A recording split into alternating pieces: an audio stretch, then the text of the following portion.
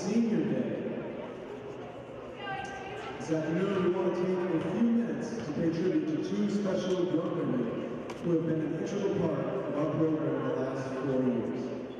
This afternoon, Courtney Baker and Amelia Eshman will be representing Huntington University on their home court for their final regular season game.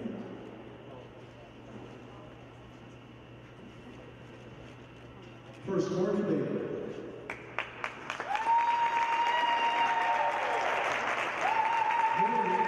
Is being escorted by her parents, Robert and Joni Baker.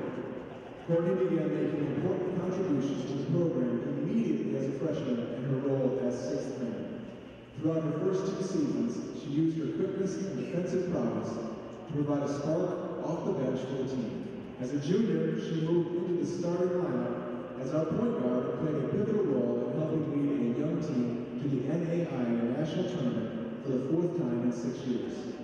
She led the team in multiple statistical categories, and as our floor general, she played a big part in pushing the tempo and helping to safely and quickly navigate opposing teams' full court pressure. This year as a senior, Courtney has continued to excel in her point guard position, which she has again helped spell success for the team. She currently appears in the top 20 nationally in 5 statistical categories, including number 6 in assist-to-turnover ratio, number 14 in total assists, number 15 in total steals, number 17 in assists per game, and number 17 in steals per game. She has the ability to change the momentum of the game with her quickness, whether she's leading the break, getting her hands on passes, or diving on the floor after loose balls. Her 25-foot buzzer beater against St. Francis of Illinois back in November was her most impressive game changer of the season. There's no doubt that Courtney's leadership, both on the court and in the spiritual development of the team, has been a key to accomplishing many of our team goals this year. Courtney wanted to share these comments. I want to thank my coaches and teammates for making this such an unbelievable year in so many aspects. I want to thank my parents for always supporting me and never missing a game, even traveling all over the U.S. just to watch us play. And lastly, I want to thank my soccer girls for cheering me on and always making me smile with their posters and loving hearts. Congratulations, Courtney, on an outstanding year.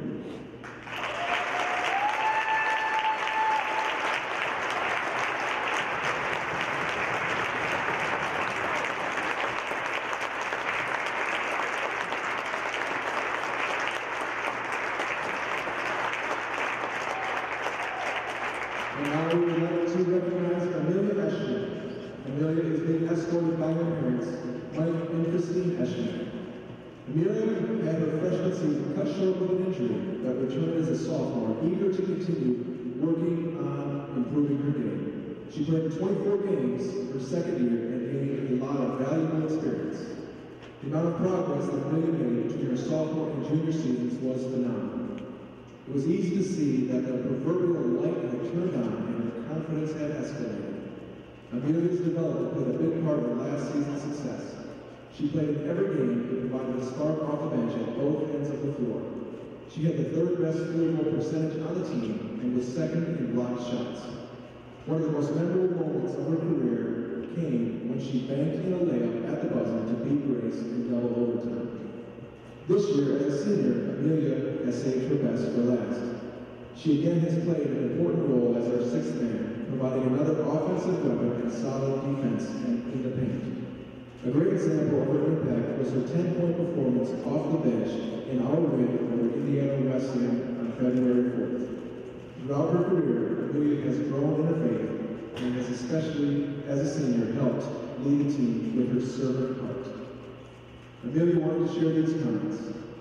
I feel so blessed to have had the opportunity to play on this Christ-centered team. First, I would like to thank my family for their love and support these past 4 years. I could not have made it without them. I also would like to thank the coaching staff for their hours of commitment and hard work to this wonderful team. Lastly, thank you to my amazing teammates. All of you have made an impact in my life and in my heart, and I will miss each of you and every one of you.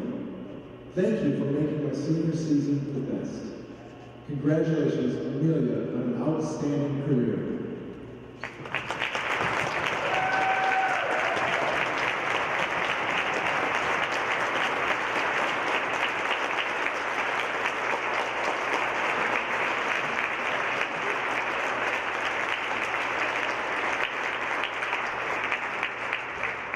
today's game, parents, family, and friends are invited to join the team upstairs for a reception in Courtney and Amelia's honor. Thank you.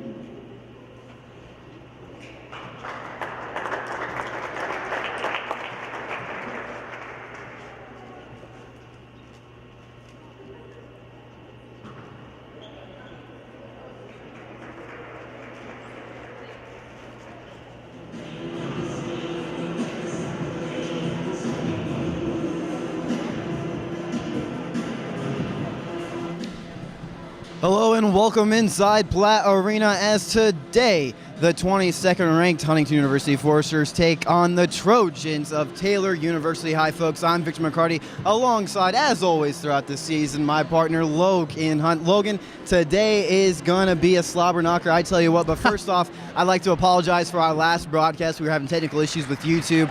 We were able to post the game afterwards on Wednesday, so please go check that one out. It was the men's senior night this past week, but today, as you just saw, is the women's senior night celebrating Courtney Baker and Amelia Eschman, two fantastic seniors for this squad. Definitely two great, fantastic seniors. We saw Courtney Baker. She's done it all throughout the year, running point guard, and Amelia Eschman, like they noted here in the pregame ceremonies, just a great sixth man, really has embraced her role and has played some key parts coming off the bench, and especially getting 10 points in the win against Indiana Wesleyan earlier this year. She had a double-double a couple weeks ago, so that's fantastic for a bench player. Actually, she was starting that game for the injured Jacqueline Bonema at that time. But I tell you what, Logan, it's snowing outside right now, so the only analogy I can put to this game is that, well, it looks delightful coming in, but it is certainly frightful. Let me tell you what, because if the women lose today, well, then they get knocked down to the 5th position. Let's take a look at the Crossroads League standings real quick for the women, and then we'll take a look at the men. But as I mentioned,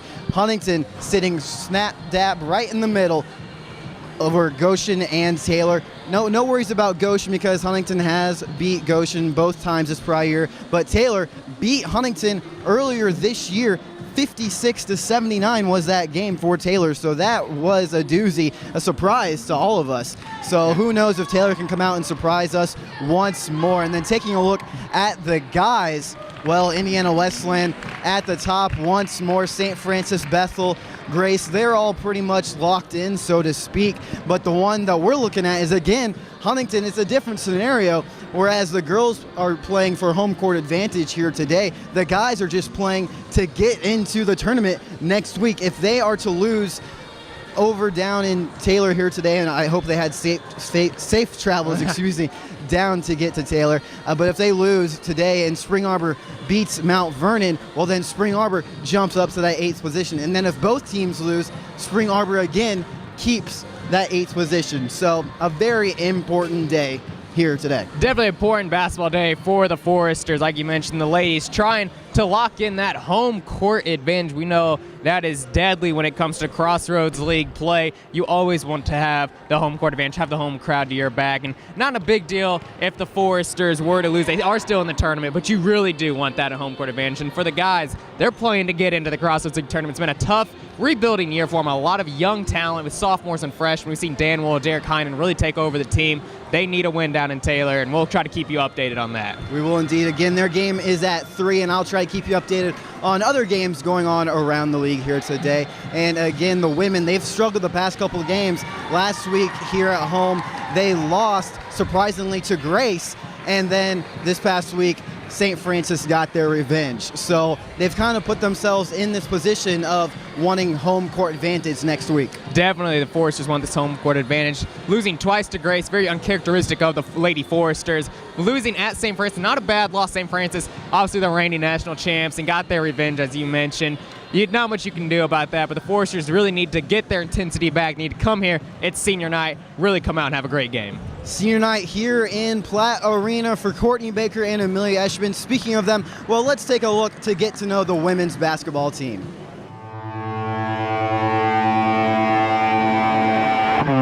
Courtney Baker, senior, Newcastle High School. Amelia Recker, junior, Arlington High School. Miranda White, freshman, Fremont High School. Gina Eisenhut, sophomore, Bluffton High School. Kelsey Hubble, junior, Pendleton Heights. Miranda Palmer, sophomore, Arcadia High School.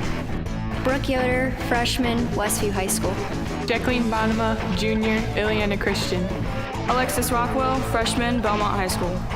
Allison Trout, sophomore, Huntington North. Amelia Eschman, senior, Downers Grove North High School. Lacey Dietrich, sophomore, Faith Christian.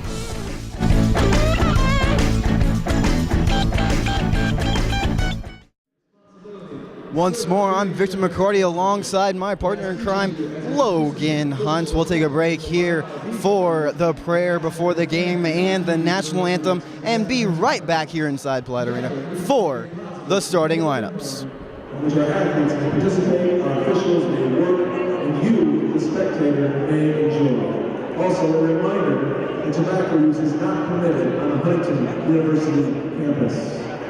Ladies and gentlemen, we ask you to now stand, bow your heads, remove your hats, and remain silent. As I lead us in prayer before today's contest, we ask that you remain standing after prayer and honor America as we play the national anthem. Let's pray. Lord God, we thank you for the opportunity to play today. We thank you for these two amazing teams. We thank you for these two great institutions that put Christ first. Lord, I pray for our seniors on both teams that after this season, when they move out into their professional lives, that they become a salt and light for you in a world that still needs to hear your gospel message of new life in Christ. So we pray for today's game. We pray a blessing upon each one of our players and our spectators and our officials. Keep the players and spectators free from injury, and just the attitudes in the room to be glorifying and honored to you. We pray this in Jesus Christ's holy name.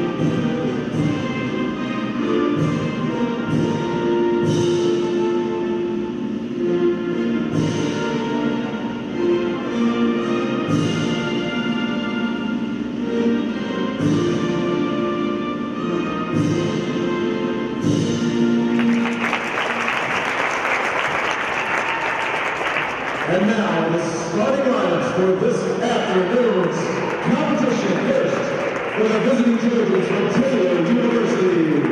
Starting at guard, 5'6", freshman number 10, Josie Cobb. Starting at forward, 5'10", freshman number 15, Cassie Wise. And now we take a look at the starting lineups. First off, we have Taylor here today. At guard, number 10, Josie Cobb. She's a freshman. Also freshman, number 15, Cassidy Wise. Then we have number 24, Emma Breton. And number 44, Erin Bain, senior. And then we have Jackie Osenbaugh. She's a junior.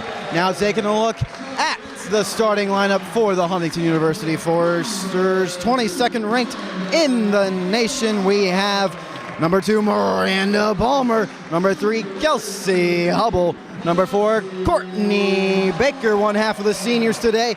Number 10, Jacqueline Bonema. And number 20, Amelia Recker.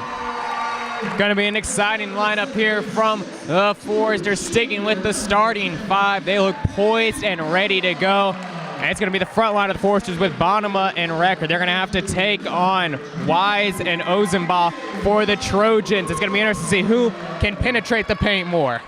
Well, the Foresters, they have the height advantage here today, so I wouldn't be surprised if they try to control the paint underneath the rim. Jacqueline Bonema, the tallest player here today at 6'2", and then the senior Amelia Eschman, she is 6 foot coming off the bench. The tallest lady that that Taylor has is 5'11". So again, size advantage in favor of the Foresters here today. I tell you what, Logan, this might be my last game as well because I am a senior. So I hope, I can only hope, that the ladies win here today and get that home court advantage. Well, we'll consider it your senior night as well, Victor.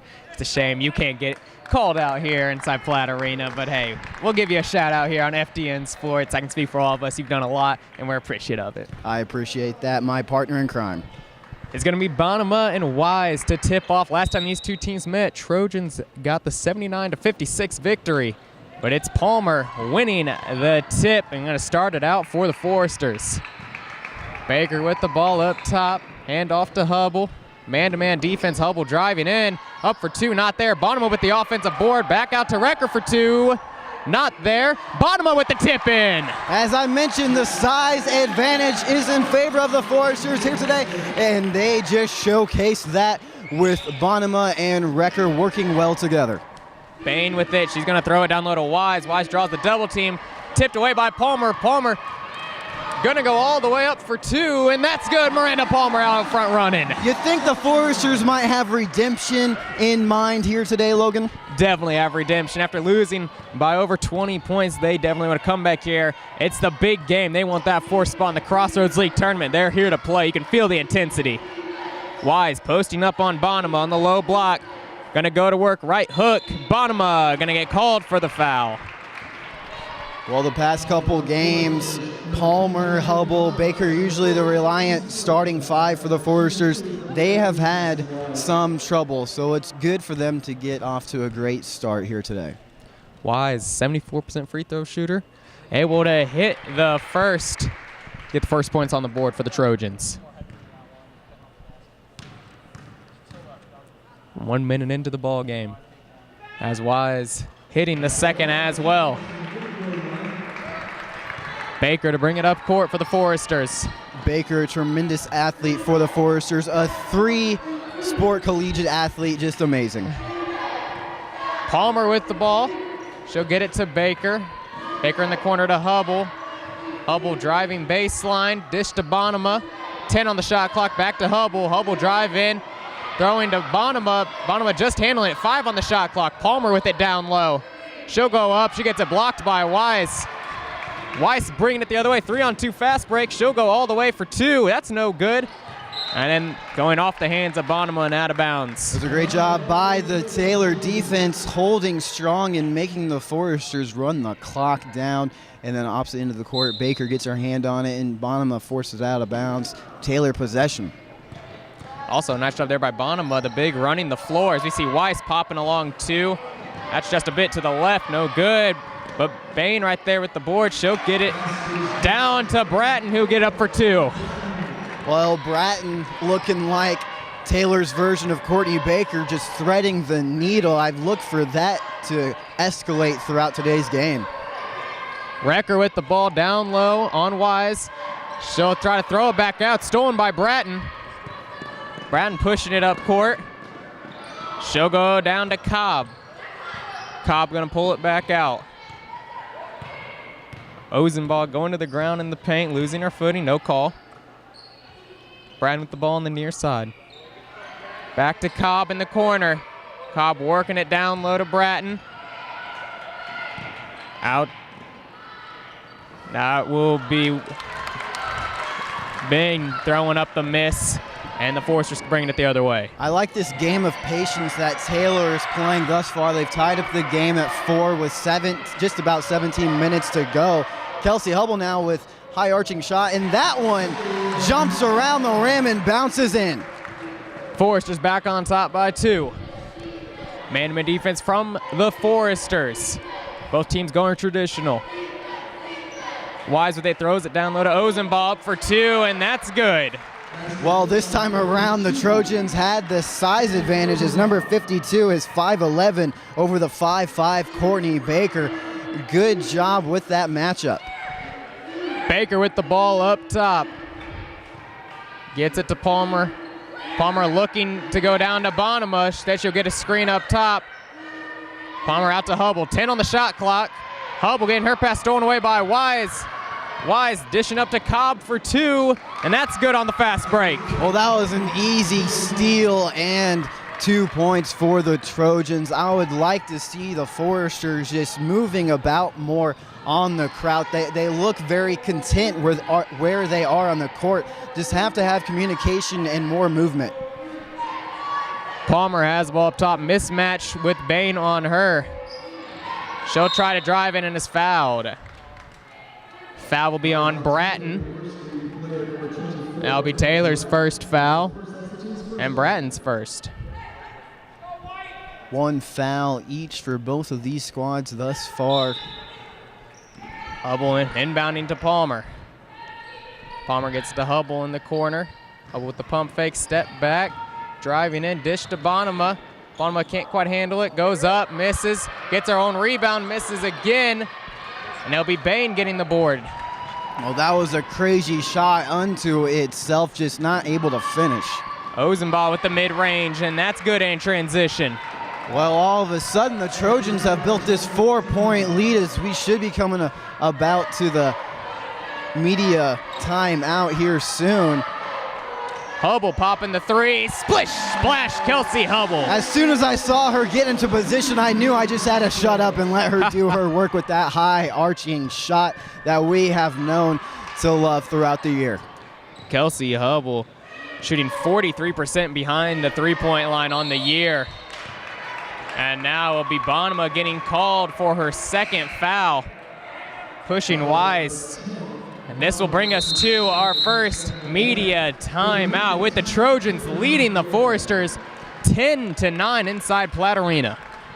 Well, shooting-wise thus far, we have the Foresters. They're 3 of 8, 37%, and the Trojans are 57%, 4 of 7, no threes yet, and Trojans the only one that have been to the line thus far. And I think once things got settled in a bit, as I mentioned, the Trojans were playing that level of patience game, and that was wise to start off with, because that sort of got into the heads of the Foresters because they wanted this to be a fast-paced game, and the Trojans just said, no, we're not having that today. We beat you last time, and we're going to try to do that again and move up to that 4th place. I'd say the Foresters came out very fast-paced and just couldn't quite get some of those quick layups to go at the very beginning. But I do like how the Foresters are trying to work it down low more.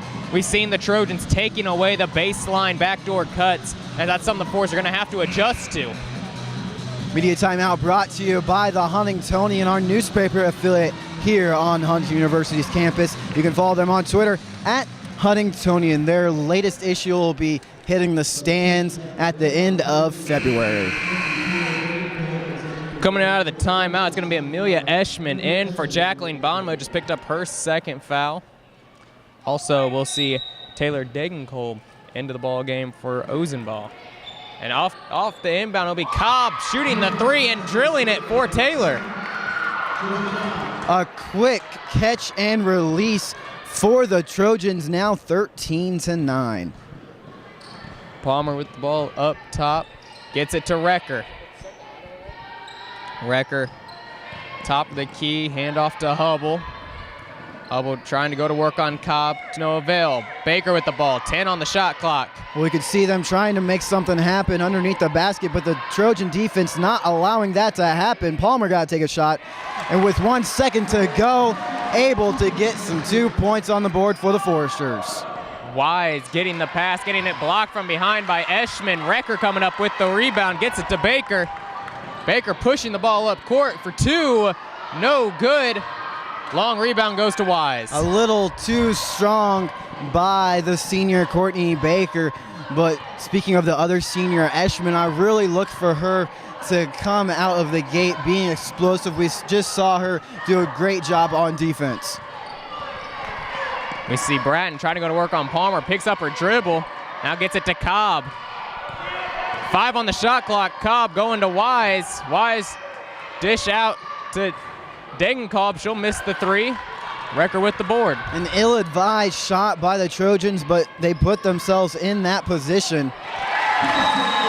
And an easy 2 there from Kelsey Hubble, force Coach Kelly Packard for the Trojans to call a timeout as we're all tied up at 13. Well, we've said it time and time again, whether it be a media timeout or a regular timeout by either team, momentum can shift in any given situation. It looks like out of that media timeout, it has definitely gone in the Forester favor. Coach Culler with the opportunity to talk to her squad, trying to fix some mistakes, and I'm sure that Taylor's trying to do the same thing. Head coach Kelly Packard.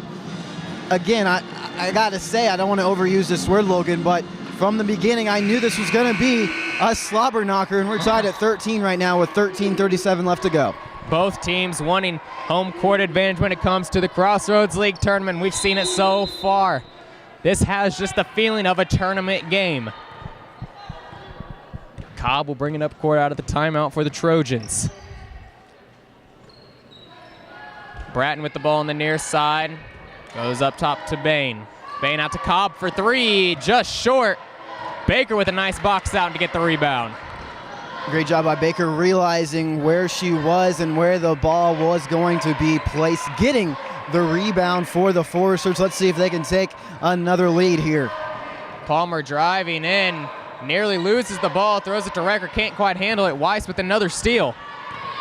She's pushing it up court quickly to Bratton for two, and that's good. It could have been a bump on the opposite end of the court, which forced Palmer to lose her balance, but nonetheless, as I always say, I like to see the refs letting them play. It's all about skill here today. Palmer with the ball up top, goes to Recker. Recker looking to get it down to Eschman, bad pass. Degenkolb with the steal. She gets it up to Bain. Bain goes to Bratton. Bratton dribbling out of trouble now. I want to see some close-knit defense out of the Foresters. Prevent that perimeter shooting. Bratton with it in the corner, goes to Wise. Hand off to Bratton, 10 on the shot clock. Bratton gets it to Cobb on the near side. Cobb goes to Wise. Down to Degenkolb, and she's fouled with 1 on the shot clock by Miranda Palmer, going up for 2. Trojans finding a way to bail themselves out as we see number 20, Taylor Degenkolb, hit her first. Degenkolb able to hit the first free throws. Now we'll see Bain exit the ball game. We'll see Ozenball come back in for the Trojans. Jason Cobb's second free throw rattles around and in. If it wasn't for that bailout for Taylor, well, that would have been a great defensive stop for the Foresters. They did not allow any open shots, and the Trojans could not get underneath the paint at all on that possession. Baker gets it to Eschman, back up top to Baker now. Far side to Hubble. Hubble looking for Recker down low, nothing there. 5 on the shot clock. Baker gets it, free throw line, driving right side, shoots air ball, and Degenkolb gets the rebound. Both squads have been forced to take the clock down all the way. Really, it's a defensive game thus far. It will be Degenkolb with the ball. Goes to Ozenball far side. Baker on her. Draws the double team pass to Degenkolb, cutting in the lane, and that's good for 2. Well, that was a tremendous job by this Taylor squad. Just the fake out on the left side, opening up a hole, and then threading the needle in for the 2. 6-point advantage for the Trojans. Recker goes to Baker. Baker on the near side. Goes to Eschman, down to Recker, up for 2, and that's good. Finally, the Foresters able to find something and get it going. 15-19 with 10:40 to go here in the first. Cobb gets it to Bratton. Palmer nearly got a hand on it. Wise with it up top, goes to Degenkolb. Trojans working the ball around the perimeter, now down to Wise. Hand off to Ozenball. She gets it blocked by Eschman and Baker. Now Baker coming the other way. I like seeing that double team by the 2 seniors. I want to see more of that throughout the night. Recker gonna have to dribble back out, get it to Hubble on the opposite side. Now Recker setting a screen for Hubble. She drives in, nothing there, works it back out to Baker. Recker with it on the far side. 10 on the shot clock. Baker gets the ball back. Baker pulling up for 2, partially blocked. Eschman saves it, and Cobb gets it. I would just rather have seen her let the ball go out of bounds, so the Foresters might have come up with a steal off of the inbounds. Ozenball going up for 2, air ball. Eschman with the rebound. Back and forth we go, Logan, under 10 now. Hubble with the ball in the far corner, driving now in the middle, out to Eschman. Eschman to Recker.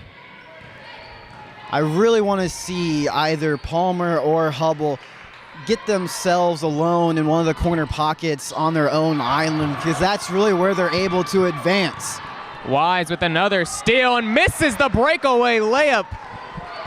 Well, never quite had her hands on that one. She is hitting herself in her head now. Not one you usually miss after that steal. Recker trying to work it down to Eschman. Wise tipping it away. Cobb coming the other way with it now. She'll go up for 2. That's no good. Recker with the rebound. Well, Wise redeemed herself getting the steal, but again, the Trojans not able to capitalize. And Hubble with a silky smooth 2 in transition. Well, you want to talk about capitalizing, look no further than Hubble, not the leading scorer for the Foresters, averaging 12 points per game. Palmer has that honor of 18.8, but nonetheless, Hubble has been a great presence for the Foresters. Bratton answers with a 2 of her own. 8:15 remains. Trojans with a 4-point advantage over the Foresters. Baker with the ball up top. She'll find Hubble on the wing. She pump faked, picks up her dribble, needs someone to pass to, gets it to Palmer. Palmer top of the key. She'll fire from 3. Missing that one wide right. Hubble is able to finally find an open look, but she hesitated. And that's something you can't do in this close of a game, is hesitate. Bratton with the ball up top. She'll go right side. Hubble on her. Up top to Degenkolb. She'll fire from 3. That's an air ball there. Ozenball saving it, but Hubble coming up with it. I would like to see a fast break off of that one. The Foresters had the advantage. And pass going out of bounds, tipped out of bounds by the Trojans. And that will bring us to our second under 8 media timeout, with the Trojans leading the Foresters 21-17. Well, this game, I tell you what, it has been a doozy, folks. And the clock just keeps on ticking. The Foresters, like Logan said, down 17-21. And when we come back from the break, we will see Allison Trout in for the Foresters to most likely give Courtney Baker a break. And we've often referred to Allison Trout being the 6th man, so to speak, for this Coach Color squad. She has been a felt presence, known to hit some important threes when her time is called.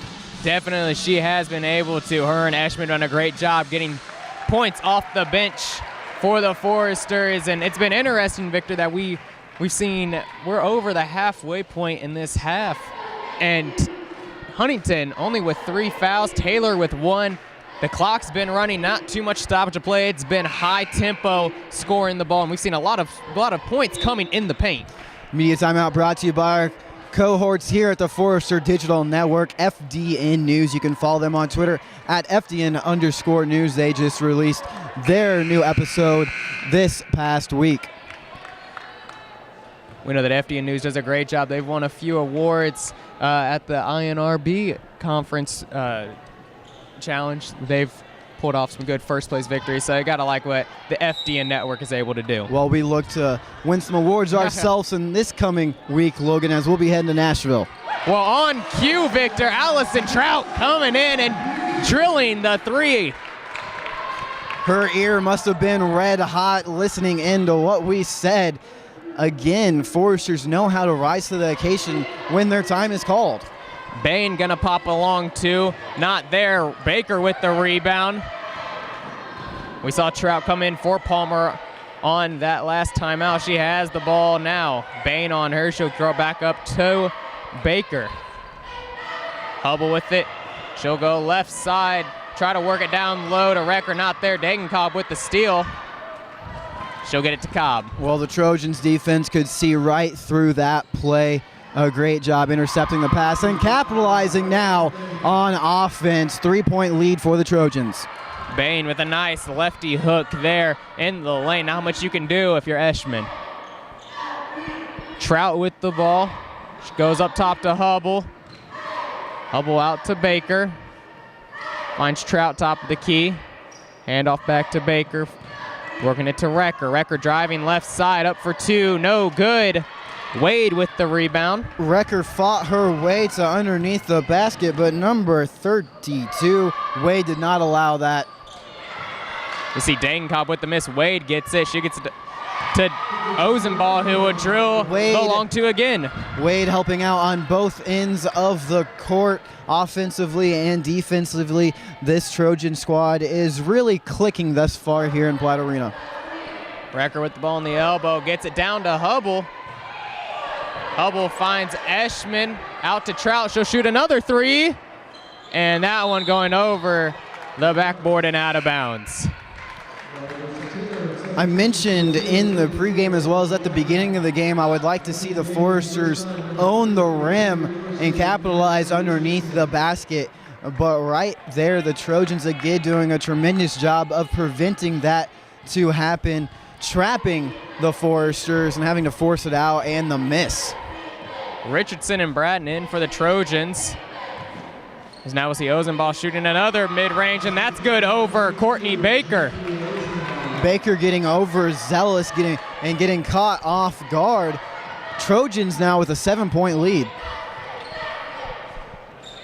Eschman with the ball, handoff to Trout. Trout going left side, step back, gets it to Eschman. Eschman nearly having it poked away. Trout gets it.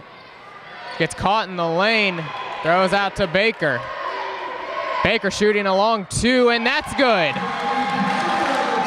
For a moment, I thought she was going to pass it out to Trout, and would have seen another three taken by her. But great job decisively for Baker taking that shot. Senior leadership. Richardson going in on record, no good. Baker getting the rebound. She's pushing the ball up court quickly. She wants to go all the way for the floater, and that's good. I almost felt like I heard a whoop as she went to the rim. A great play again by the senior. Bratton with the ball, and that goes off of Ozenball. Looked like Baker hit it. Looked like it went off of Ozenball from our view, but instead they're gonna give it to Taylor. So now we'll see Wade exit and Wise coming in for her. I think the ball might have just gotten nicked by the fingertips of Courtney Baker. Good call by the refs. Richardson with the ball in the corner. Recker on her, working it down to Wise. She'll go up for two, and no good. Hangs on the rim for just a little bit. Eschman with the board. Foresters look to capitalize now. And Trout gonna be fouled, going up for two. Richardson coming in, getting two hands on her. So we'll put Allison Trout at the line, shooting two. Trout a 71% free throw shooter on the year. Looking to drill these two of the Foresters. Great free throw shooter as a team. Yeah, as you mentioned, Logan, I was just about to say the Foresters still holding on to that #1 position at free throw percentage in the nation at 81%. Just complete silence here inside Platte Arena as Trout hits both of those. We see a little full court pressure from the Foresters. Bratton getting caught going baseline, and we'll be going to call Trout for the push. I like to see the Foresters being that much more aggressive. It's just Trout being a little too aggressive. That'll be the team's 4th foul. Cobb gonna inbound from the baseline, gets it out up top to Richardson. She'll drive right side, get it to Wise. Cobb now with the ball. 3:45 remains in this half. Trojans with a 1-point advantage. Well, you see number 10 trying to direct traffic. I look for the Trojans wanting to get under the rim. Wise with another missed layup. And a foul will be called against the Trojans. This one against Richardson, going a bit too aggressive, going in for the rebound. Well, Wise did, as I mentioned, getting to the rim, but as you mentioned, Logan, just another miss by her, and possession goes to the Foresters. Well, that's Richardson's second foul, and she is still in the ball game. As we see Trout with the ball. She'll go to Hubble, pump fake, drive in, trying to work it down to Eschman. Kick ball violation going against the Trojans. Do you remember playing kickball in elementary school, Logan? Oh, kickball was so legit in elementary school for us. I loved it. I always felt like I had the foot that hit the home run. As we see Hubble getting a turnover there. Miscommunication between her and Wrecker as Hubble throwing the ball out of bounds. Unforced turnover there for the Foresters. I would really like to see Wise get out of the drought that she is in right now. She is 0 of 6 and predominantly underneath the basket, so you got to get your players going somewhere. Ozenbaugh missing the pullback J. Baker working it up quickly to Trout. Trout getting her pass tipped. Cobb coming up with the steal. She'll gonna drive in all the way for two. No good. And now a traveling call on Cobb. So the Foresters will retain possession. Foresters still down by 1 with 2:50 to go, 26-27. The ball just does not want to go in for either teams, Logan. We've seen numerous missed layups from the Trojans. They've lost a lot of points on that rim. Trout with the step back three, just a bit too hard. Richardson with the board. Cobb with it, she's bringing it up court. 2:30 remains. Richardson with it, driving in for two, and she is fouled. Foul will be on Amelia Eschman. And that'll be Eschman's first foul. And the 5th time the Trojans will be going to the line now, as after this shot, Palmer will come in. Richardson hitting the first. As you mentioned, Victor, Palmer into the ballgame for Kelsey Hubble. And you know, that call, not a big fan of those calls where we see Richardson going in there. She misses the second free throw, but she'll go in there completely out of control. Her back's to the basket, just jumps up and gets the foul call. Well, number 24 and 30 for the Trojans, able to close the gap and force the turnover. Bratton with a miss. Ball on the ground. And that will be Bratton driving on the ground, going out of bounds. So Foresters will keep possession. We hear the Forester fans behind us, and we see Coach Culler over there now talking to the ref. They want to see more calls being called on the opposite end of the court. Felt like there's a lot of pushes going on. Just under 2 minutes to play in this first half. Trout with the ball up top, works it down to Palmer. Palmer goes to Trout, back up top to Palmer. Palmer working her way in the lane, dish to Trout, up for two, just a bit too hard. Bain with the board. I'd like to see the Foresters move away from the long ball passing, because almost every time the Foresters pass the ball over 5 feet, the Trojans are there to make the stop. You got to play close ball right now against this squad. Cobb with it. She gets it stolen away by Eschman. Baker with it. Pushing the tempo up quickly to Palmer. Palmer up for two and one, Miranda Palmer. With that and one, with 1:14 to go in the first, the Foresters look to take the lead. Miranda Palmer is an 87% free throw shooter as Kelsey Hubble comes back in for Allison Trout. Palmer, a great free throw shooter on the year, shooting 87%. 10th in Division II at AIA. As it drops for her and the Foresters, as you mentioned, Victor, regaining the lead. A very back and forth battle here today. Full court press coming from the Foresters. Don't see this too often. Bratton going to Ozenbaugh. Cobb with it. Gets it up to Bain for two. That's no good. Wrecker almost coming up with the board. Ball on the ground. Bain gets it out to Cobb. And Cobb may have gotten away with the travel there. I gotta say, we saw the fans behind her calling for the travel. Wise gets the ball down low, gets it blocked by Eshman, and a foul called.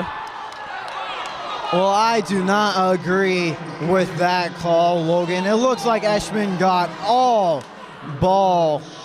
Trojans heading to the line again. This will be the 7th time here in the first. Well, that's Eshman's second foul of the ball game.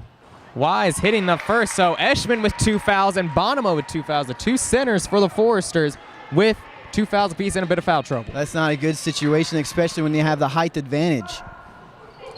Wise able to hit the second to put the Trojans back on top with 45 seconds to go. About a 20-second difference on the shot clock. I really want to see one of the Foresters isolate themselves and get a clear open shot. 15 on the shot clock. Baker with it. Gets it to Hubble, top of the key. Hubble out to Eshman. Baker with it. 5 on the clock. She'll shoot a long 2. That's no good. Bain with the board. 15 seconds to go. Bain gonna get called for the double dribble. The Trojans are just beating themselves up. Without the mistakes they have made, they would be leading this game by far more than 1 point, giving the Foresters another shot with 10 seconds here in the first. Eshman with a handoff to Palmer. Palmer driving it up for 2. That rattles home for. And Cobb not even gonna get a shot off. And the Foresters fighting back to tie it at 30 apiece going into halftime. For a moment, I thought Palmer was going to take a 3, but it's great to see the Foresters now with the lead here at halftime. 31-30, a correction on the scoreboard. Both teams heading into the locker room. Only a 1-point advantage for the Foresters, but 1 point might be all that it takes to decide this game. Definitely, with the way it's been back and forth all game long. It'll be interesting to see how the coaches game plan coming into the second half. Well, we'll take a break here on FDN Sports, take a look at the halftime shootout, and then after that, we will take a commercial break and be right back with your halftime stats. This is FDN Sports, a part of the Forester Digital Network. Ticket number 600.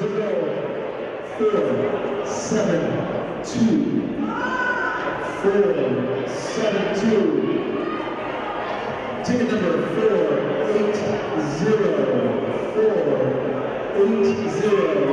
472 and 480. Third ticket number 60477. 477.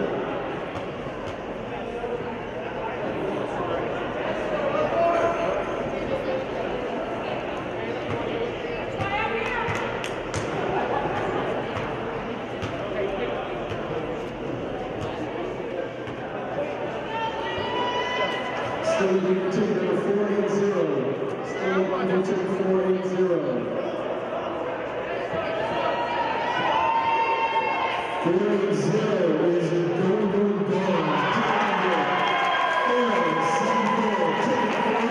gone. Ticket number 474. Please report to the scores table.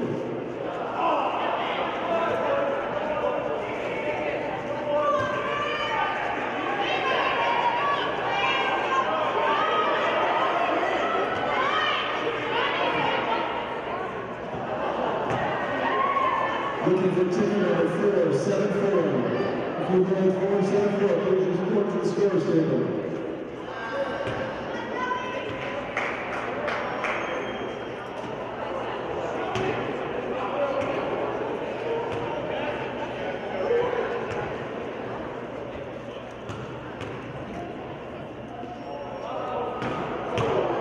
Still looking for another ticket holder, 474. 474.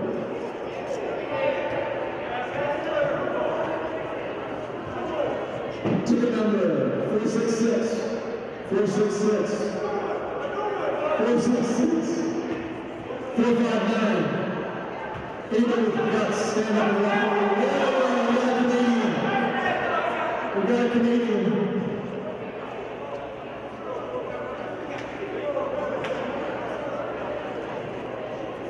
Ladies and gentlemen, we have a basket receiver for the final shooter. One time.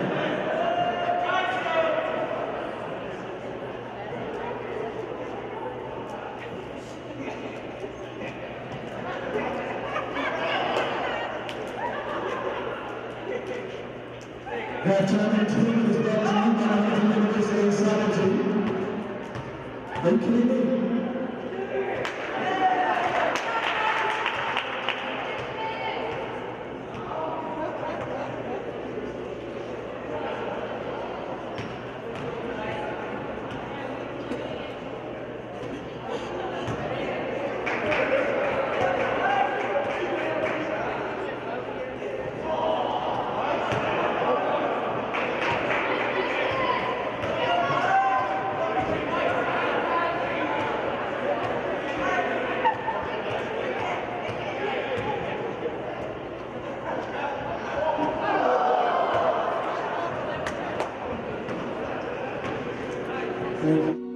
Plans don't always go the way we want them to, but you're not alone in this adventure called life. Remedy Live is a non-for-profit web station that strives to produce a positive message while helping teens who need it. If we can help you, text the word REMEDY to 313131 or visit our website at remedylive.com to chat with someone there. Remedy Live. We chat, we listen, we love.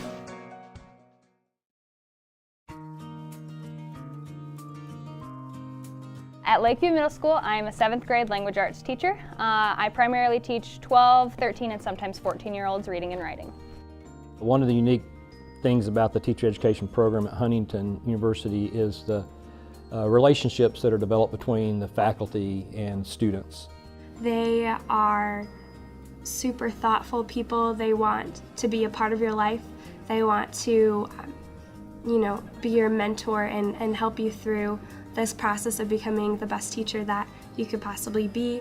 I have a very good relationship with a lot of my professors from Huntington, and I think that's because they asked me questions that were even outside of the classroom. And then after class, I wanted to tell them about things that were going on in my life and the exciting things with teaching. And because our class sizes are small, we get to know them as people, we get to know their strengths, weaknesses, because then we know how best to help them.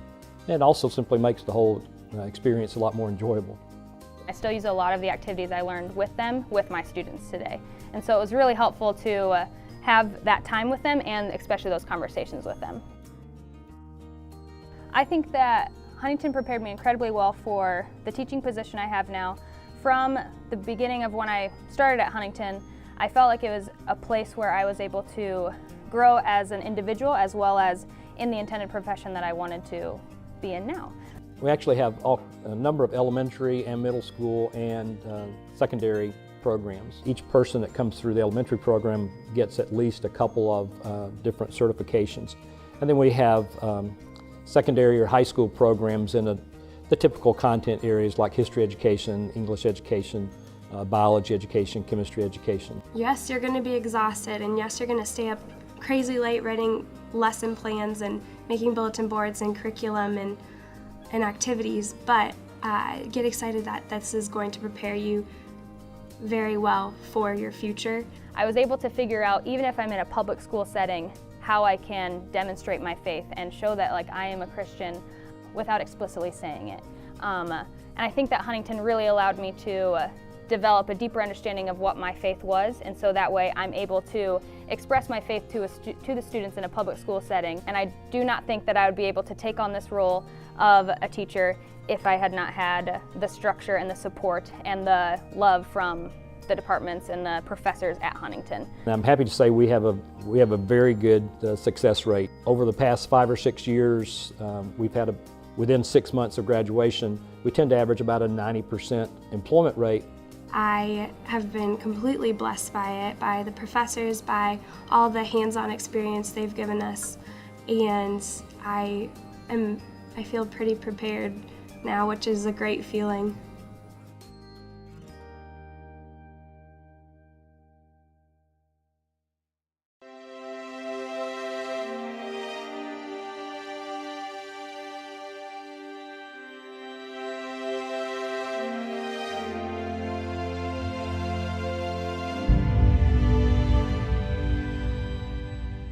Being a theater major is so much more than singing and dancing.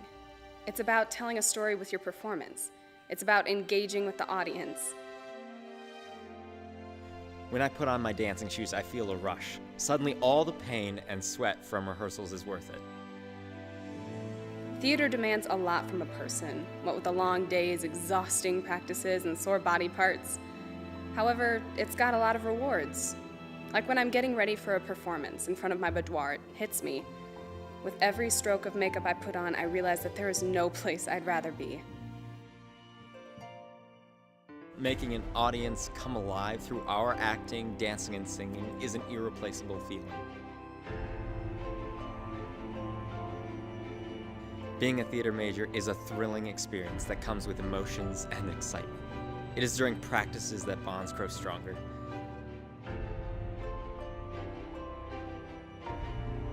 When I go out there and the spotlight shines on me, everything goes from black and white to color. Small, trivial things suddenly disappear when I'm in front of an audience. And that's what being a theater major is all about.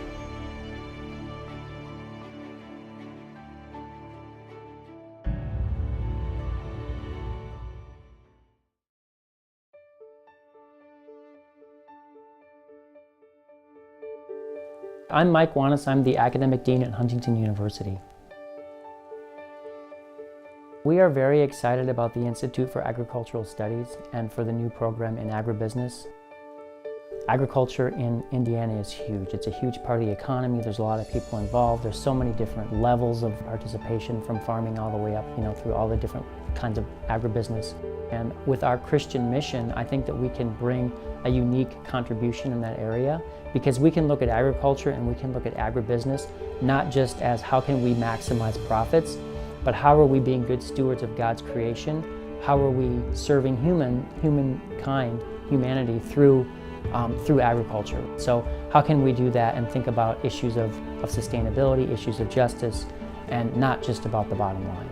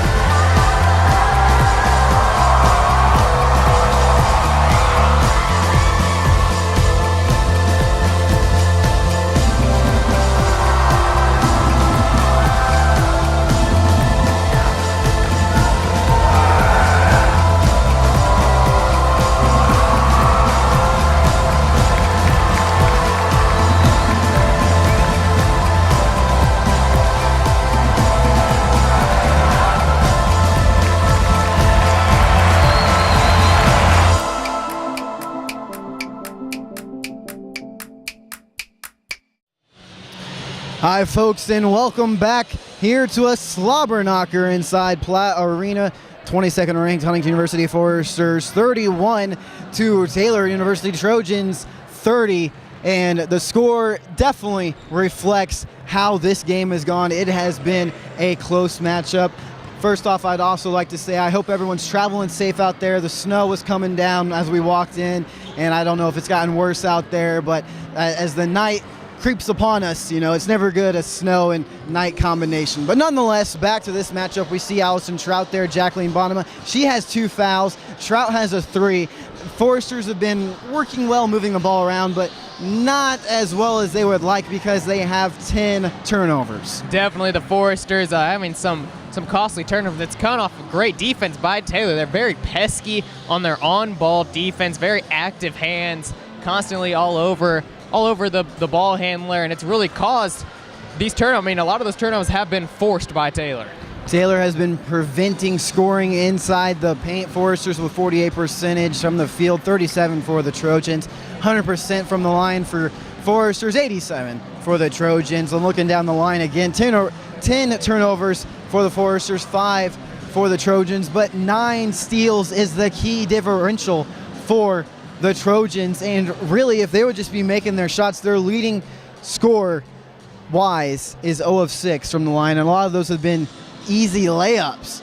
So she usually averages 13 points per game. Leading scorers for both squads right now is Palmer and Hubble with 9 points apiece. And well, Logan, there's not much more to say here because there's a lot on the line. If the Foresters win, they hold on to that 4th place. But if the Trojans win, because they beat the Foresters earlier in the year 56-79 in favor of them, well, they jump up to that 4th position and get home court advantage. That's definitely not what the Foresters want. They want to win this game, get that home court advantage, and being in that 4th spot, it really does do some wonders. Getting back here to be on Tuesday, they'd get their Crossroads League opponent here in the Crossroads League tournament, and you do not want to lose this game if you are the Lady Foresters. Being up 1, it's been a very back and forth battle, a lot of lead changes coming at the tail end of the first half, and I expect the same to be for this rest of the game. The key difference between the women and men Foresters is the women, they're just trying to hold on to home court advantage, whereas the men, their game will be at 3 over down in Upland against Taylor. They're just playing to get into the tournament, Logan. Yes, they are. They are indeed. They're going to need some help. They're going to have to beat Taylor and hope that Spring Arbor loses on the road to Mount Vernon Nazarene, which is definitely very likely. Mount Vernon Nazarene, a very good basketball squad on the men's side. So both Foresters vying for position. Just an update around the league for the women's basketball teams. We have Grace over Bethel 38-31. Goshen over St. Francis 38-26. Important games for them. Well, St. Francis, you can see they're usually not ones to fall behind, but they're locked into that 2nd place in the Crossroads League, as well as 3rd place, and then we have Iowa and Marion above them locked in. Definitely, the top 3 teams are all locked in and ready to go. Now it's the Foresters coming out hot in the second half, looking to lock themselves in on that 4th spot. We see Palmer starting out with a 3, not quite there. Wise with the board. Riker could have used just a little bit more hustle to get that rebound as the Trojans capitalize, getting 2, regaining the lead. Cobb with a nice drive there, going right into the chest of Bonema. Palmer with the ball, trying to work it down to Bonema, gets it to Baker. 15 on the shot clock. Bonema gets double teamed down low, works back out. Palmer with the ball up top, 10 on the shot clock. Hubble with the pump fake, driving in left side, picks up her dribble and is fouled. Foul will be on Josie Cobb, the 5'6" freshman from New Holland, Ohio. First team foul on the Trojans here in the second half. I really would have liked to see Hubble not hesitate again and take that 3-pointer, because the Foresters, I mentioned, well, never mind. Palmer will just shut me up with that getting to the rim. But in the first half, really, the Trojans shut down the Foresters underneath the basket. So I was going to say that I'd like to see the Foresters lean more towards the perimeter shooting this time around. But, hey, if Palmer's able to thread the needle like that again, stick to it. Definitely should. And see Wise getting it down to Owens' ball, and now calling a jump ball. Hubble doing a good job getting her hands on the ball. Jump ball possession here favors Taylor. So Cobb will inbound from underneath their own basket. You hear Coach Cullers say play tight. Only 9 seconds to get that ball off for the Trojans. 5 seconds. Bain pulls up mid-range. Not there. Bonema tracks down the loose ball. A great job by the Forester defense holding tough.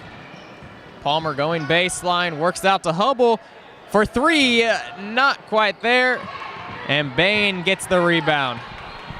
Although Hubble got the miss on that one, I would still like to see her persist in it and continue hitting those high arching shots. She's bound to hit one eventually, Logan. Wise able to get in there for 2, going right at Bonema. And that's her first points of the game. Our first field goal make, at least. We've seen her hit a few free throws. Yeah, excuse me. Thank you for correcting me, Logan. No problem, Victor. It's what we're here for. You see Baker with the ball, going baseline and now stepping on the baseline and out of bounds. So another turnover for the Foresters. Yeah, expanding on Wise, usually, as we mentioned at half, the leading scorer for the Trojans with 13 points per game. Only 1 of 7 from the field, but she's hit all of her free throws, 4 of 4, so 6 points for her right now. Cobb now with the ball, Hubble on her. Cobb driving in, gets it poked away by Hubble. Hubble brings it up, gets it to Recker. Recker gets it up top to Baker. He's going to get the play call from Coach Kohler. Set up the offense. Hubble with it on the near side. Up top to Palmer. Palmer driving in left side, pulls it back out. Up top to Hubble. Hubble drives in, gets it blocked by Ozenbo. Ozenbo gets it to Cobb. Cobb up quickly to Bain, and that's an easy 2 for her. Well, I think the Trojans might have learned from the mistake of allowing Palmer to get to the rim. Not hearing it from Hubble, preventing her. I would have liked to seen on that possession, last possession by the Foresters, Hubble lose herself amongst the Trojan defense underneath the basket. But nonetheless, on this possession, Recker causes the foul, and she'll go to the line. Number 3rd in the nation. Weird way of saying it. 90% from the charity mark. Well, that foul will be on Jackie Ozenbaugh. That's her first foul, and the team's second. Recker able to drop the first free throw in. I feel like that could be a t-shirt, Logan. Number 3rd. Number 3rd. Recker hitting the second one as well to pull the Foresters within 1. Getting close to the under 16 media timeout. Cobb gets it over to Wise on the near side. Down to Bain. Bain goes up for 2. It's not there. Recker with the rebound. She had 6 in the first half. She gets it up to Baker. Baker screen from Bonema. And now he's going to pull the ball back out. Hubble with it. She'll get it to Bonema. Bonema pull up for 2. Way off the mark. Bain gets the rebound. Bain gets it up to Ozenbaugh, finds Cobb. Bratton with it near half court. She'll get a screen from Wise. Coming back to the top of the key, over to Cobb for 3. That's no good. Bonema with the rebound. Foresters lucking out on that shot. It was a tremendous screen set up by the Trojans. And Palmer able to maneuver down low and work her way in for 2. She will be fouled. 87% charity mark shooter. So Palmer already hitting 2 in the game. This one's up and in. And now we'll have the under 16 media timeout. Referees probably should have caught that before the free throw, but we'll take it now. Well, nonetheless, it's still a well-deserved break for either squad. Again, it's tied up at 36 with 15:30 to go. I mean, I can't really say this game has been in favor of either squad just because of how close it has been. Both squads have committed turnovers. Both squads have stolen the ball away. Both squads have hit at the line, but both squads have also missed in not being able to collect the rebounds. Just a lot of things that you can say about this game. a nicely matched game nonetheless. Well, we haven't seen too many jump shots taken from either squad. A lot of it has been working it down low. If any jump shots are taken, it's been the 3-ball from both sides.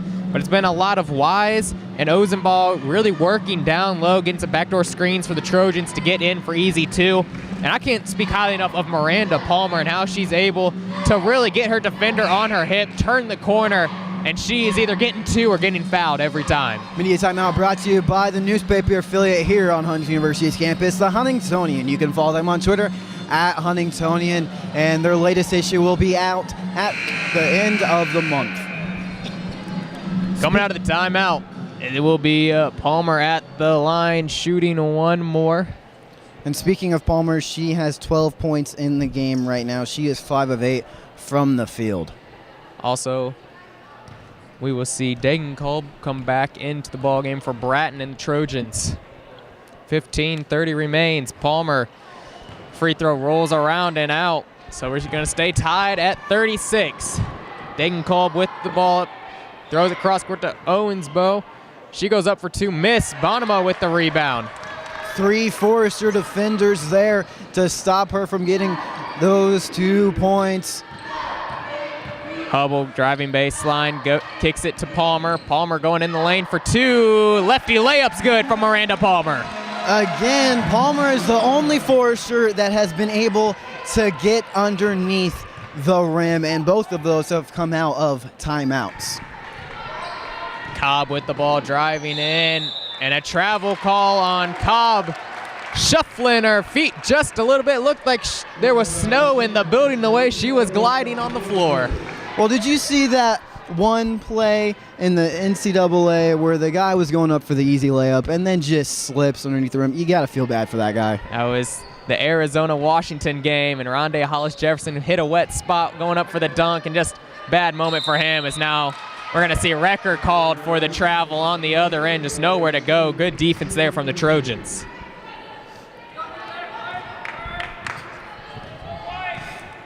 It'll be Cobb bringing it up court. Forster's holding a 2-point advantage. And so far it's been everything we've thought it would be in this second half. Just a back and forth battle. As we see Bain popping the 3 long there. Baker tracking down the rebound, going up court quickly, losing the handle, coming back up with it. Now she'll sit atop the top of the key. She'll get it to Palmer. Palmer going left side, drawing the double team. Has to get it back out to Baker. 10 on the shot clock. Palmer with it in the corner. She'll step back for 3. There it is from Miranda Palmer. Palmer getting her squad started now, 41-36. It was really all started by Courtney Baker. And a quick answer from Degenkolb and the Trojans. Baker pushing up court, looking to do the same. Gets it to Hubble. Hubble out to Baker. Now to the elbow to Bonema, back up top to Palmer. Palmer directing traffic, gets it to Hubble. Hubble picking up a screen from Bonema. She'll get it down to her. Mismatch on Cobb, goes up for 2, and that's good. A great job by the Forester offense, remaining patient with the ball. You could see Hubble wanted to take a shot, but taking the better option of feeding it to Bonema. Ozenball and Bonema going to the ground. Be a jump ball call. It'll favor the Foresters. Now we'll see Bratton come back into the ball game. She'll replace Jackie Ozenball for the Trojans. Well, with this 5-point lead, Logan, the Foresters, this is really their opportunity to take the game away from the Trojans. Could see a mid-half run from the Foresters, really distance themselves from the Trojans. They have a 5-point advantage now. Hubble with it, picks up her dribble, gets it to Baker. 10 on the shot clock. Palmer with it, far side. Top of the key now, mismatch with Bain, working it down to Recker. Recker up for 2, it's not there. Ball on the ground. And it'll be Bratton with it coming the other way. Last week against Grace, the Foresters were trying to build a lead against them, but then lost it. And Wise able to hit a 2, a long 2 there. And Coach Kohler will take a 30-second timeout with 12:11 remaining in this ballgame. Foresters with a 3-point advantage. I feel like every time we mention that the Foresters are about to want to build up a lead against their opposition, is that their opposition, their ears are burning, and they find a way to capitalize on the slow defense of the Foresters getting back to it. Wide open was Wise. Not really a great first half from her, but all of a sudden she's starting to lead her squad. Well, you can't fault Jacqueline Bonema for leaving her open. Wise hadn't attempted a three-point shot at all game. She's been struggling. She dared her to shoot it and got lucky that Wise's foot was on the line only for a long two. But that's exactly what any good defender should have done, is to leave her open. Well, that's what they say in the game of Big Brother, is expect the unexpected. Exactly. Sometimes you dare your opponent, and sometimes you'll just get burned for it. Can't fault the Foresters, though. 43-40. Baker with the ball, going down to Recker, and a foul called. This one will be on Erin Bain for the reach-in. That'll be her first foul and the team's third. Interesting that we were 8 minutes into the half. Foresters with no team fouls yet. Recker with it, going to work down low on Bain. Step through's not there, gets it back out to Hubble. Hubble handoff to Baker. Baker works it to Bonema. Back to Baker. Baker driving right side, putting the moves on. Picks up her dribble at the free throw line, and now Palmer with it. She'll try to get it down to Recker, but it's tipped away by Bain. We've seen great matchups out of the Trojan defense here today. Wise with the quick shot. Air ball from her. Palmer pushing it the other way. 4-on-3. Palmer going to go up for two, and she is fouled. Good job by Miranda Palmer working her way in there to draw the foul on Emma Bratton. That's what I like out of the sophomore from Arcadia, Ohio, is that she is not afraid to go up against anyone. So we see Palmer hitting the first. Noteworthy is that foul was on Bratton, and that is her fourth foul, and she is staying in the ball game for Taylor. So we see Bain exit the ball game. Wade will come in for her. Palmer able to hit both of those free throws to extend the lead back to 5 for Huntington. Free throw making will be another decider here today. And thankfully, the Foresters, well, they're number one in the nation at hitting their shots. With the Trojans, they've done well as well today. Wise bullet pass to Degenkolb as she gets positioned down low on Bonema and is able to drop two in. Baker gets it up quickly to Palmer. Palmer, quick step. Gonna throw it out to Bonema for the mid-range, and that's good from Bonema. Well, you mentioned it, Logan. We haven't really seen that much jump shooting. Bonema able to get one more for the Foresters. Degenkolb with it, gets it up top to Bratton. Wise gets the ball, gets it right back to Bratton, and now Bonema will be called for the push on Cobb. So that will be Bonema's third foul. And now we'll bring in Amelia Eschman for her.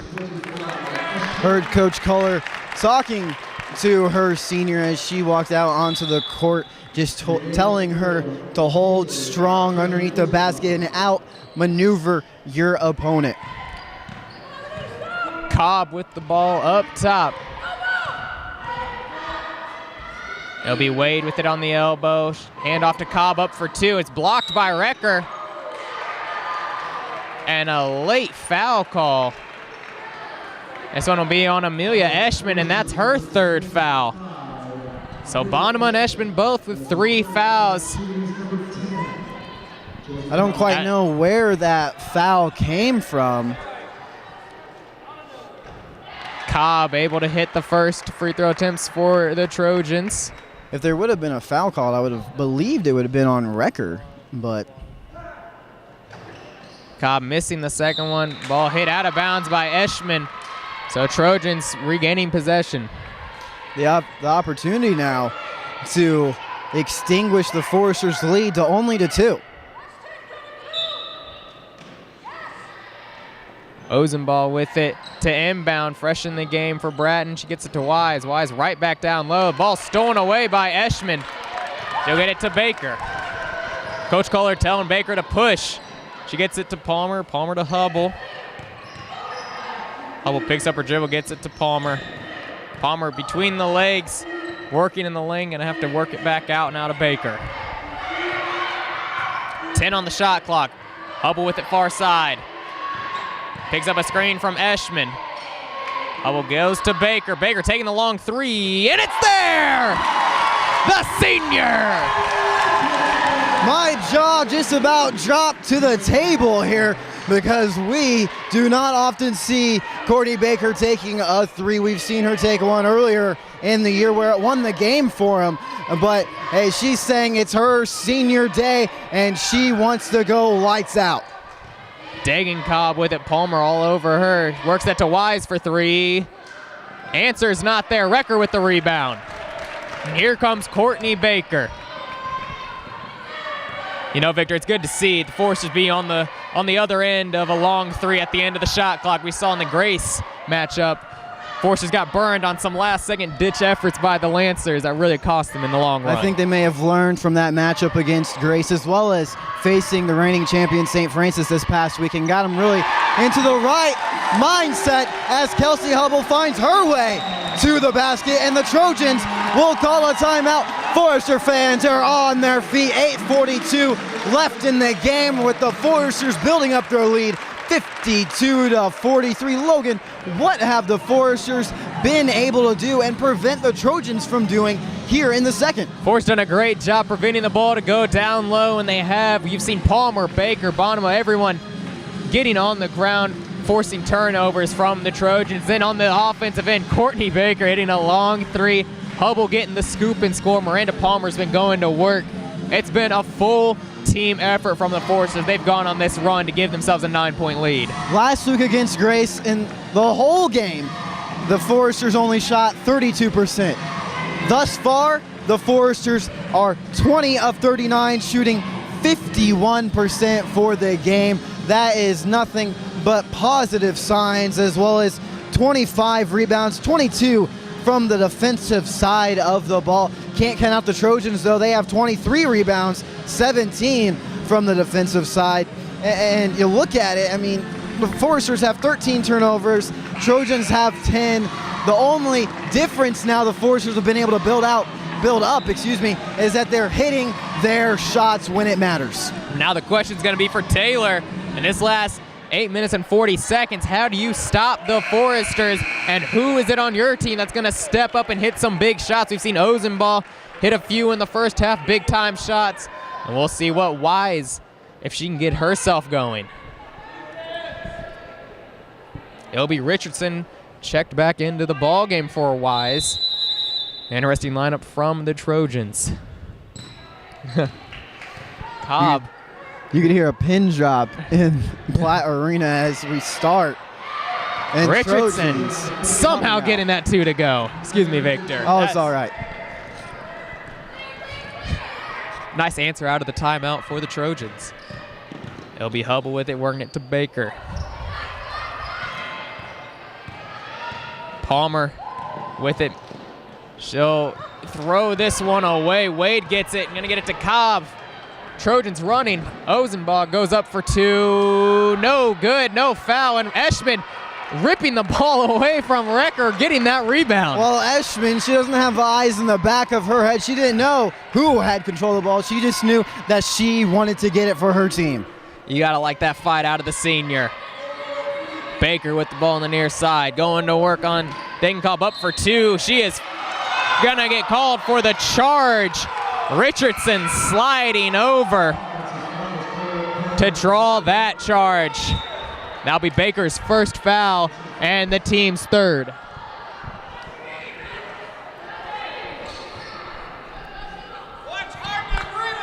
Wise back into the ball game for Wade.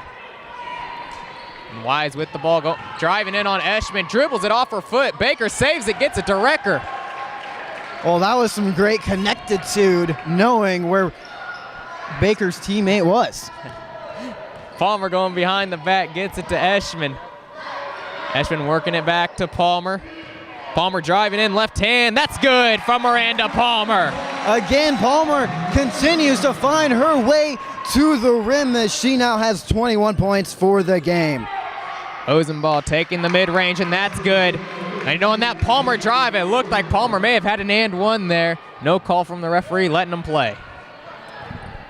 Well, you like to see him let him play when the game is on the line of great importance. And Eschman now saying, hey, it's my senior day too.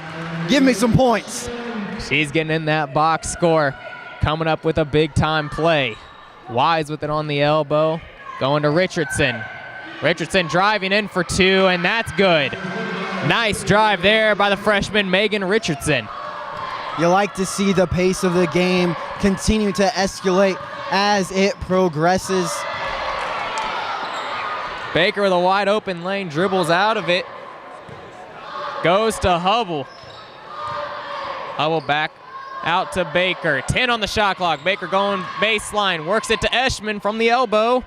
Count it from Amelia Eschman, the senior. Another silky smooth shot. There was no Trojan defender to be found around the senior. That is 2 straight baskets by her.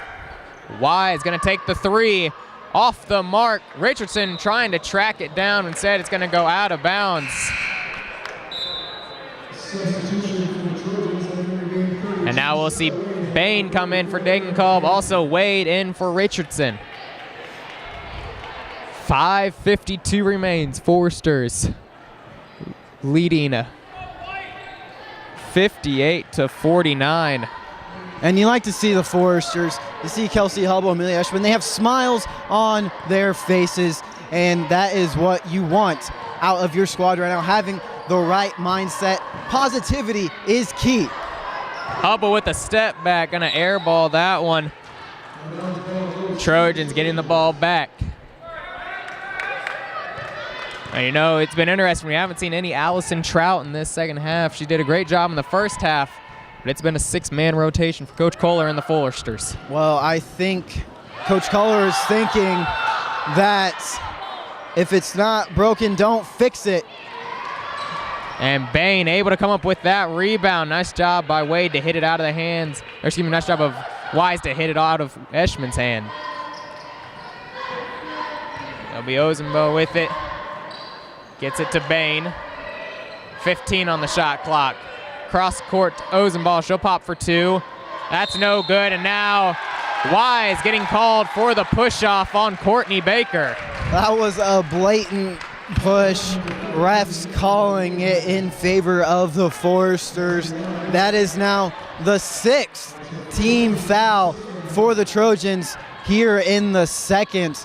Foresters might be finding themselves in the bonus soon enough, and that is not where the Trojans want to be. Especially with the #1 free throw shooting team in NAIA, as what the Foresters would love to do. Hubble with the ball. She'll pop a 3 from the corner, and just count it from Kelsey Hubble. I feel like that shot went all the way up to the stratosphere and back down. What a 3 from Hubble. As we see Ozenball going up for 2. She's fouled by Eschman. That will be Eschman's 4th foul. They'll put Ozenball at the line, an 82% free throw shooter. She will be shooting 2. 4:27 remains. Foresters doing a good job keeping their lead as Ozenball missing the free throw. Bonema into the game for Eschman. Also we'll see Bratton come in for Cobb and the Trojans. Fans giving the senior Eschman a great ovation as she heads to the bench. Tremendous effort by the senior. Ozenball missing the second one. Great foul from Amelia Eschman. And there'll be Baker coming the other way.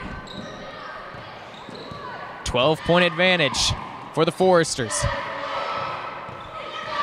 Palmer driving left side, works it back out to Hubble. Hubble in for 2, and it's too easy for Kelsey Hubble, as now we'll see a timeout. Timeout called by Coach Packard and the Trojans with the Foresters on top, 63-49. And with 4:03 left to go, oh, how the tables have turned, Logan. In the last game, the Foresters lost 56-79. I mentioned it at the beginning of the game. The Foresters had redemption in their eyes, and they've been battling back. Palmer with 21, Hubble with 16, Baker with 7, and overall rebound-wise, 29 rebounds for the Foresters. And although the Trojans do have 25, again, it's all about timing, and the Foresters have had the timing in this second half. The timing has been crucial for the Foresters going on this big run, and you brought up Palmer and Hubble, but if you look at the shots they're taking, Palmer 8 for 11, Hubble 7 for 11, just outrageous numbers you hardly ever see, and that's why the Foresters have been so successful with those two lighting it up in the box score. As I mentioned in the last timeout, shooting 55% from the field. Well, the game during any point in time, no matter who you face, more often than not, it'll be going in your favor. Well, you know, the Foresters kind of started to contradict my statement of everything's been coming inside the paint. Kelsey Hubble hitting a 3, Courtney Baker hitting a 3, Bonema stepping back, Eschman hitting those mid-range jumpers. It's just been such a team effort out of the Foresters. We've seen how far they've come from the beginning of the year. A tremendous team effort, and as you mentioned, they've been doing it all from underneath the basket and from outside the rim. It's been tough for us to keep track of it. Definitely, as we are now under 4 minutes to go. Trojans going to have to get a run in them if they want to get themselves back in this ball game. Bratton with the ball, works it to Bain. Bain gonna throw this ball out of bounds. Foresters gonna get the ball. In this last 5 minutes, the Trojans have just looked like they've been shooting themselves in the foot, not able to capitalize when the possession is in their favor. That's an absolute coach's nightmare. Out of a timeout, having a turnover. We see Palmer missing the layup, rare miss from her. Bratton gets it up court, works it to Ozenball. Ozenball driving right side, goes to Bain for 3, no good. Wise with the rebound, works it to Wade up for 2, and that's good. 3 minutes remain. Foresters gonna want to kill some clock. As Baker hands off to Hubble. Hubble coming right side. Picks up her dribble. And Coach Kohler takes a timeout, seeing Kelsey Hubble in a bit of trouble. Almost get called for a 5-second call. It was a good timeout by Coach Kohler, seeing that her junior was in trouble. And in reality, it slows down the game and again reshifts the momentum in the Forester favor after the timeout by the Trojans, and that's exactly what Coach Kohler wants right now. She wants her squad to be in control, and with a 12-point lead, they are indeed. Definitely they are. We've seen some great coaching and some big-time plays being made by the Foresters, coming specifically from the seniors and Courtney Baker and Amelia Eschman, really leading their team. And Miranda Palmer, you know, she averages 19 points a game, and she said, you know, I might as well hit the 20-point mark. And this one, Kelsey Hubble, also doing a great job. And now it's just going to be the Foresters really keeping their foot on the gas pedal and holding on for this victory. Baker with the ball, works it to Hubble. She'll fire from 3. Not quite there, and Bonema with the offensive rebound, and a fresh 30 coming for the Foresters. That will be a pivotal rebound when the coaches go back and look at the tape, because more possessions for the Foresters, well, that equals a nightmare for the Trojans. Hubble in trouble again, picking up her dribble. This time she finds Palmer. 10 on the shot clock. Palmer takes a look at it. She'll drive right side, get it to Baker. Baker in for the floater. Oh my goodness, what a shot from Courtney Baker. Baker looking like Kyrie Irving with the straight up floater. Ozenball with it, goes to Bain. Maybe traveled there. Gonna work it down to Wise. Recker getting her hands on it, going to the floor. Wise trying to save it and throws it out of bounds. and everything just falling apart for the Trojans late in this ball game. The Trojans just haven't had the linkativity that they need to finish the fight, being down by 14, now under 2 minutes to go.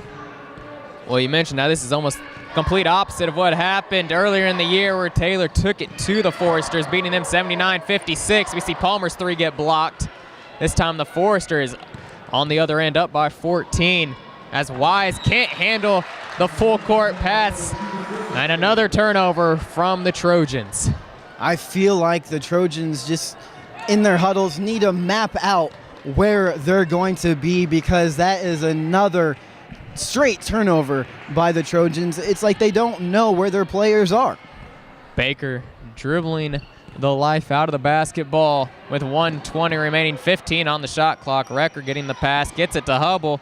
She'll drive in right side, gets caught under the rim, works it to Recker. Recker with 5 on the clock, goes up for 2, no good. Bonema with the board, doesn't realize she has to shoot, and that's gonna be a shot clock violation. Recker's shot never hitting the rim. It was a good board by Bonema, just didn't realize that she needed to go right back up with that. And with 1:05 left to go, and the Foresters have the lead, that's a mistake that the Foresters can easily let go right now. Under a minute to play now. Cobb with the ball. Nice crossover, picks up her dribble, and now a foul called. Not gonna hurt the Foresters, only the team's 5th foul. Foul will be on Kelsey Hubble, that's only her first. So a fresh 30 coming for the Trojans with 50 seconds remaining.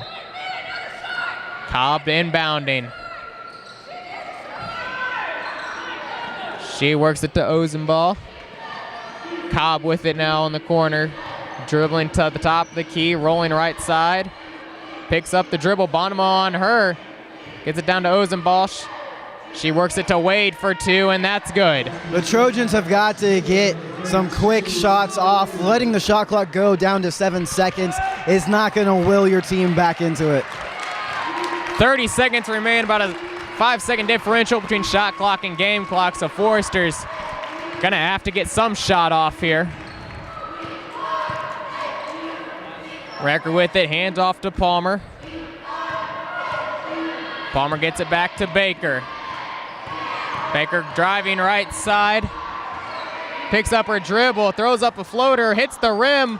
Hubble hitting it back out to Baker, and that's how this game will end, with the Foresters winning this and locking up the 4th place spot in the Crossroads League tournament. Foresters finishing the game exactly the way they wanted to. They had redemption in their minds, and they do exactly that, winning the game 65-53. Couldn't have drawn up the last play any better, with Baker marching down the court and just kissing the rim to draw out the rest of the time. I said it was going to be a thriller, and it was indeed. It's just the last couple minutes, Trojans couldn't find a way to click. They didn't have any linkativity going on. A lot of turnovers. Although the Trojans still will be in the tournament next week. The Trojans will. It'll be interesting now to see what Goshen does in their matchup, to see how all of that will factor out. With the Foresters coming out on top, 65-53.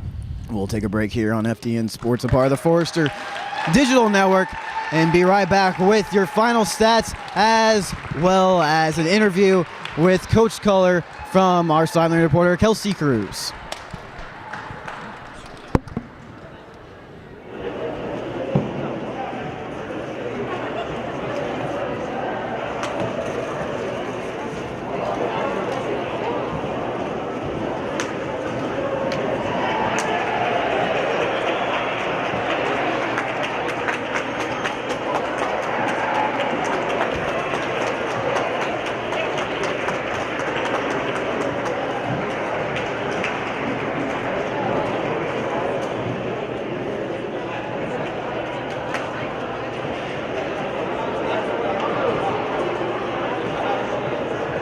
But it is not official.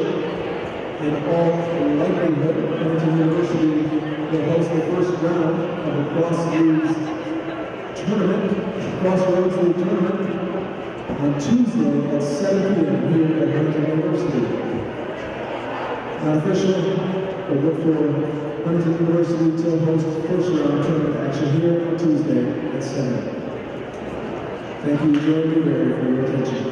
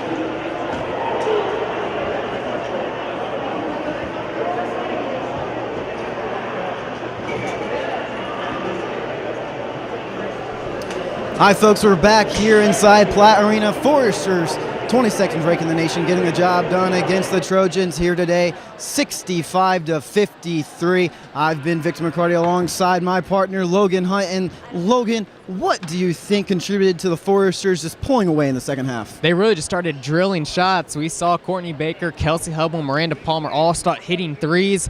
Alongside Amelia Eschman had 2 big-time shots from the elbow that was during that run. Can't give enough credit to her. And pivotal rebound by Jacqueline Bonema towards the end of the game, which let the Foresters have another possession.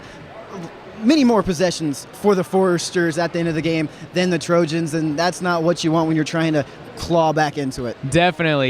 Offensive rebound was key. We saw Amelia Recker with 8 rebounds total. Jacqueline Bonham, like you mentioned, getting on the board. And a memorable play for us was Amelia Eschman pulling the ball away from Amelia Recker on the defensive end. We noted that during the game. It was just, you could see the fight in the girls' eyes. You could indeed. And senior day again for Courtney Baker and Amelia Eschman, 2 great teammates for this squad. Courtney Baker, I mean, how much more can you say about this girl? Oh, my But let's take a look at the final stats real quick. As we mentioned, 51% from the field, all the Foresters, 41% by the Trojans, and really not that bad. It's just the Trojans shot themselves in the foot towards the end. 16 turnovers for the Foresters, 14 for the Trojans. Rebounds almost even, but in favor of the Foresters. And three-point percentage, well, you either live or die by the 3.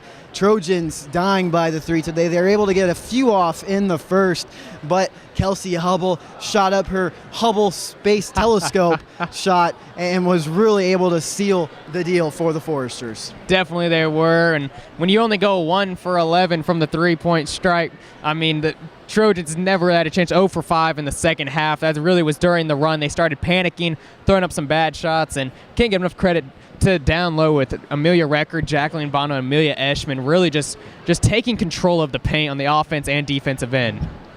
And let's take a look at the Crossroads League standings right now, as this was, again, a pivotal game for the Foresters. If they won against the Trojans, they would hold on to that 4th place position, and they did just that. Goshen right now, although they were leading against St. Francis at the half, they are down by 1, 66-67. And then Grace and Bethel. Grace just outmaneuvering Bethel 74-57. Iwo and Marion's facing each other today as well, but they have locked up those 2 top spots, as well as St. Francis is number 3, and Foresters have locked up that 4th position. Now, the next game for the Foresters will be on Tuesday, with the opponent to be determined. Now, let's take a look at the guys, as the men's basketball team traveled down to Upland today. That game starts at 3 against the Trojans, and as we mentioned, a different story for the Forester guys, as they were just playing to win and they're in.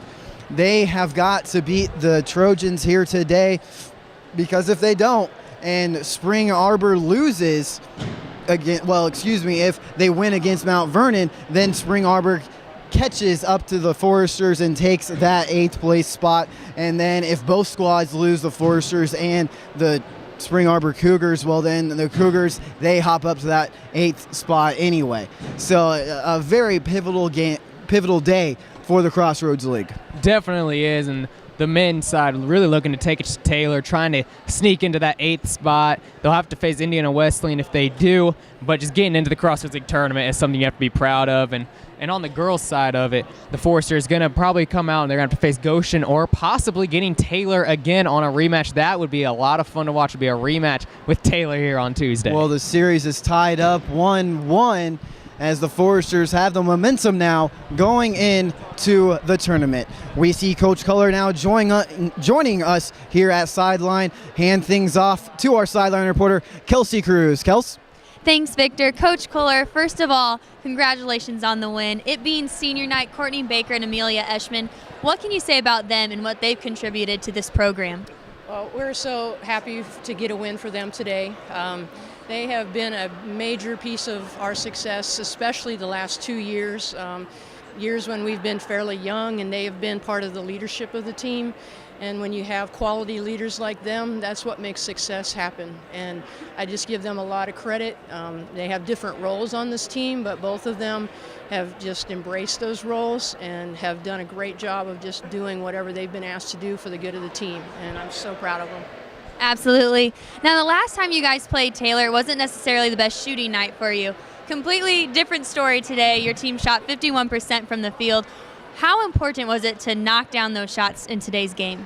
Well, obviously we needed a good shooting night. We've had kind of 3 poor shooting performances in a row, and the thing is about shooting is it's not always something you can control. So we talked today about trying to do the best job we could to control the things we could control, and we felt if we did those things, the shots would probably fall because we'd be having success on the defensive end. And you know, we had some goals and we met all of them today, and shooting then became an obvious outcome from that. Now, looking into the conference tournament next week, what are you looking for your team to accomplish? Well, obviously we got to take one game at a time. We're going to be hosting Goshen on Tuesday. We've beaten them both times, but neither one has been an easy victory for us. And obviously at this time of the year, everybody's fighting for their life. And so we're going to have to be prepared for a very scrappy team, a very athletic team, and you know, just try to make sure that we bring our best effort again to hopefully then move on to Friday's game. But we can't really afford to look past that one yet. Coach Culler, congratulations on the win and good luck next week. Thank you for your time. Thank you. Back to you, Victor. Thank you, Kels. Alongside Coach Culler saying that the Foresters will face Goshen next Tuesday here inside Platt Arena. Well, speaking of this game one last time, it has been a slobber knocker indeed, as I mentioned from the beginning. And the snow outside might look delightful, but much like today's game, it was frightful for the Trojans. Forester seniors here today for the 14-15 season. Courtney Baker, 3-sport collegiate athlete. Can't say many more great things about her. She is majoring in physical education, and Amelia Eschman majoring in history education. History was one of my favorite subjects throughout school. Both girls have a tremendous future in front of them, and speaking of future, well, they're going to the tournament, and we don't want to get too far ahead of ourselves. As Coach Culler said, you got to take one game at a time, but the odds are high right now of them going back to Sioux City. Odds are very high. With the Foresters getting Goshen, they've beaten them twice already this year. They won 79-64 and then went to Goshen, won 63-52. They'll get them back at home, and if they win that, we might have a possible rematch of the Foresters and Indiana Wesleyan. And we know the Foresters went to IWU and won recently. They won 64-59 there at Indiana Wesleyan on the 4th. So a possible rematch between Indiana Wesleyan and Foresters. Don't want to get ahead of ourselves. Foresters have to take care of business with Goshen first, but that'd be something fun to watch. Foresters gave IWU their only loss in the Crossroads League this year. Well, myself, Logan, and Kelsey will be gone next week as we will be competing in a broadcast tournament down in Nashville, but I'm leaving you in great hands with our director, Derek Zerker. So tune in next Tuesday night as the Foresters will take on the likes of Goshen. Well, for all my crew, my cameras, my sideline reporter, Kelsey Cruz, my partner in crime, Logan Hunt, I myself, Victor McCarty, and my director, Derek Zerker. Hope you guys travel safe out there with the snow, and we thank you for tuning in.